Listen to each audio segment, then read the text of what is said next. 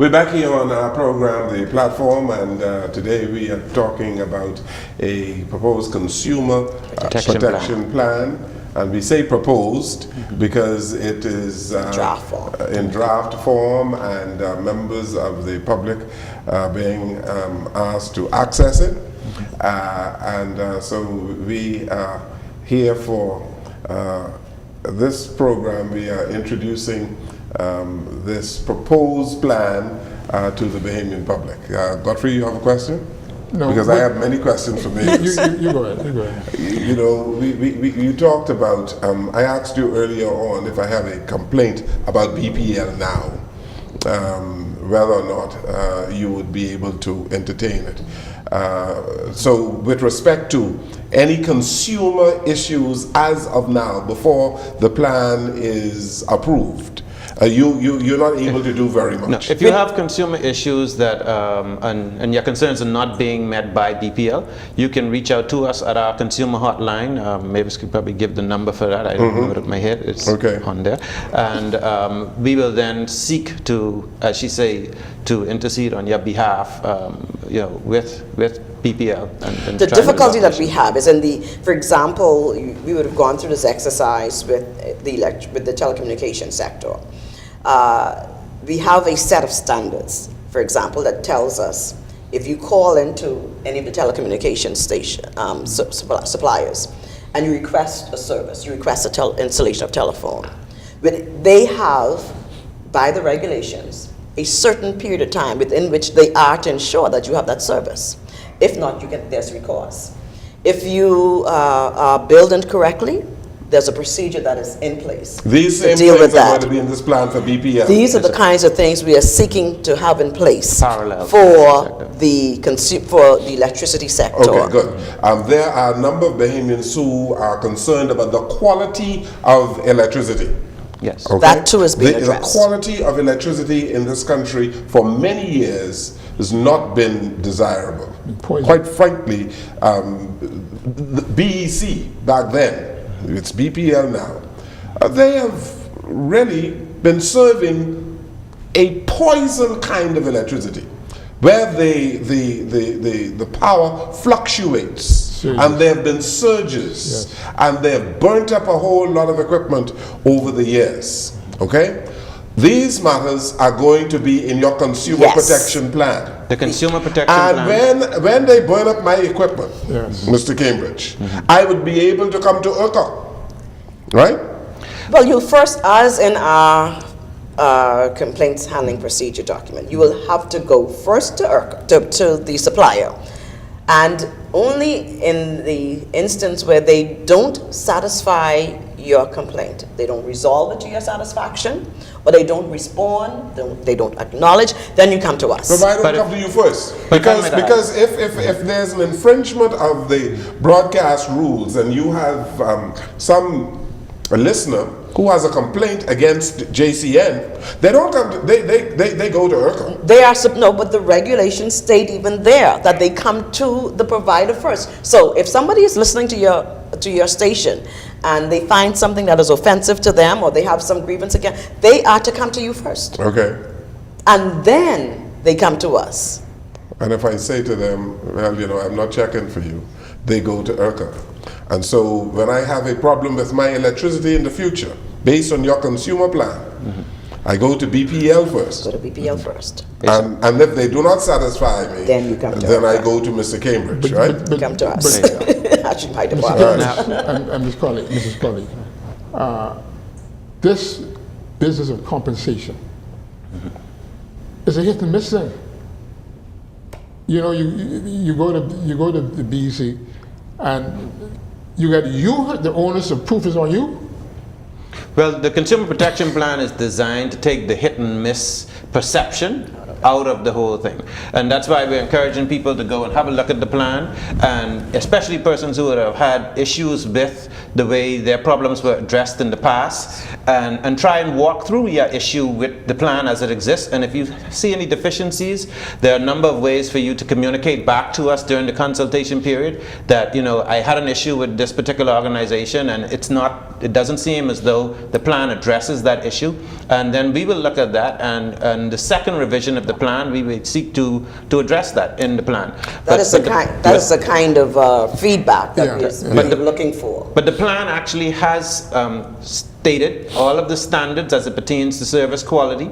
It governs basically every aspect of a consumer's interaction with the utility, and that starts from the engagement, from the application process to the maintenance, an ongoing relationship in terms of quality of supply or any service issues that may arise or complaints. It has a detailed section on the complaint handling mechanism, and it also deals with the higher order complaint nature, which is the redress and compensation and all, even where necessary. I asked you earlier on about capacity, and the reason why I asked you about capacity of URCA, because given the number of complaints that we have had with electricity over the years, I assume when this plan is finalized, that you are going to be inundated. And we anticipated that, Mr. Jones. With a barrage we did anticipate of that. complaints. It's my department that forward-looking handles right And that's complaints. why I asked you about capacity of URCA to deal with these issues. My department handles the complaint handling procedure, and I can say that we have in recent times ensured that capacity is able to meet the anticipated demands. We have another officer who is almost dedicated to handling complaints. And so, because currently, even though we hear persons complaining on social media, we see them on social media, we hear them on the airwaves, we do not get a whole lot of complaints. And that is why you see us constantly in the public. It's going to be different. We realize that electricity presents a different may be treated a little differently, and we are ready for the increase in complaints. But I want to let people know before we are done that they must go to www.urcabahamas.bs, and right on our homepage, under recent consultations, they will see the document. They can download the document, print the document. They can request a hard copy of the document from our office. It's located on Frederick Street. First town hall meeting will be held next Tuesday the 8th of August at the St. Joseph Parish Hall on Boyd Road. We invite members of the community to come out, review the plan, bring your questions, bring your comments. Siobhan will be there to take your questions, to answer, to give you any further explanation that you need to help you understand any aspect of the plan. Now, we'll be taking, we call it a show, we'll be taking this consultation throughout the several family islands, not all of them. We'll be in Bimini, and we'll give you those dates. We'll be in Bimini, we'll be in Abaco, North, South, and Marsh Harbor. We'll be in Crooked Island and Auckland. We'll be in Nagua, and Eleuthera and Exuma, to make sure consumers in those communities have an opportunity to speak to the plan. Okay. Based on what you're saying, Mrs. Colley, it seems as if you're attempting to put electricity at a new level now, and take a lot of the uncertainty out of it. And I think that is because electricity is expensive. We're consumers, so you know. It's expensive. In the past, the particular ministry responsible for utilities would have not had in place this type plan. No. This is novel, right? This is the first time that it's being introduced to the Bahamas. You have no benchmark, nothing to go by. Well, the companies were self-regulated up to this point. Self-regulated. Yes. Right. Yes. Do anything. And part of the process with developing the plan is that we benchmark their submission against against existing plans of other utilities throughout the region. Ms. Dania spoke to us being competitive in the sector, so it was done regionally, and we're seeking to establish, I guess, global standards for the production in the sector. Yeah. Okay. What if you have people who say to you, well, based on past experience, I don't want anything to do with a public utility company or the company providing electricity. You might be living in Sweeting's Key or Moores Island or someplace in the Bahamas, and you are really generating your own electricity. Basically, well, under the Electricity Act, there are only certain provisions where people are exempt, and where there is electricity being provided by a licensee, the Act speaks to the fact that you should take electricity from that provider. And if you're not doing it with one of the exemptions or under an individual license of your own, you're in fact just breaking the law. Godfrey mentioned the way people are generating their own electricity these days, renewable energy. Windmills are being used these days, and the small scale solar and all the rest of it. And let's say, you know, I'm at a place in lovely Bay Acklands, and I really don't want. I can generate my own electricity. Yes. There are provisions for you to do that today, and it's all available again on our website. You will see, just follow the indicators that lead you towards the small scale renewable generation program, and you should be able to do that once you're below a certain capacity that doesn't have you infringing on the IPP or utility scale levels. If it's for self-consumption, you pretty much can do that today. Let me just You say, can do it today. Yes, Yes. let me just say that we are also embarking Once you do the proper application process and it's approved. simultaneously. And it has to be approved by URCA. Well, the URCA facilitates the processing of the application because there are a number of agencies involved. If you want a grid-tied type, these type of generators have different ways of being installed. You can be standalone or you can be grid-tied. If you're grid-tied, then that involves some involvement with the utility, and also when anything that you do that modifies the provision of power to your home or whatever should be inspected and certified by the Ministry of Works under the building code regime. I don't want to be on the grid. I want a standalone arrangement. Standalone is the easiest thing in the world. Then you only need the Ministry of Works to say that they inspected it and that it meets their occupancy standards, and then you're good to go. And so your consumer protection plan doesn't apply to me because I am standalone. No, because you're not You won't be a consumer. right. The consumer protection plan is actually the utilities consumer protection plan. If you're not a consumer of that utility, then the plan doesn't apply to you.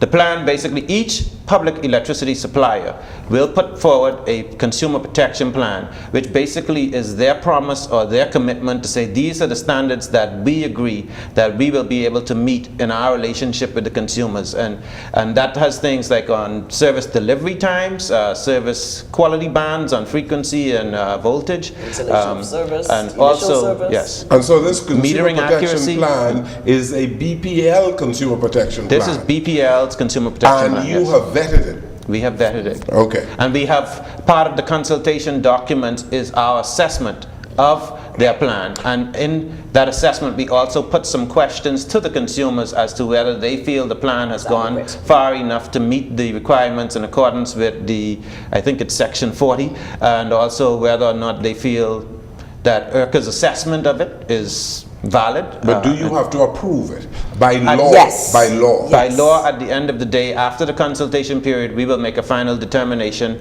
and that will be the approved plan.